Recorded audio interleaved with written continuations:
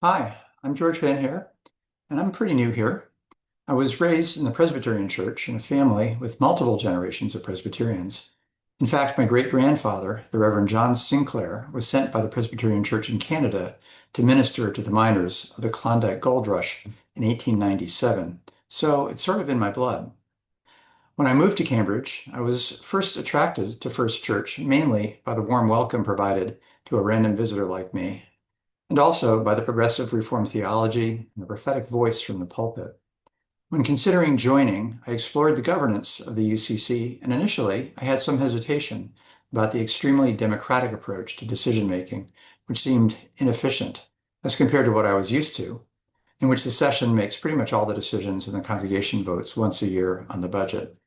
But in watching and in being part of this community, I realized that the congregational process is a feature, not a bug. Those of you who have grown up with it might take it for granted, but I was really impressed by the idea that we are in covenant with each other and responsible to each other for this church. Which brings me to stewardship and our current pastoral search. I was called to serve on the pastoral search committee. And when I say called, I did feel called to serve, but also Phil called me up on the phone and asked me to consider serving, and I answered. The search committee is about to post the job description and to begin the process of interviewing interested candidates. Among the many factors a prospective pastor will consider will be the financial health of the church, and a big part of that is the evidence of broad support from the congregation, as evidenced by pledging.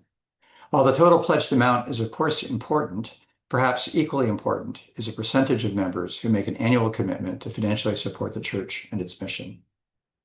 A strong record of congregational support will, at this important point in the life of this congregation, be very, very helpful. So I ask you to prayerfully consider that we are indeed in covenant with each other and responsible to each other for the life and health of this church. Thanks so much.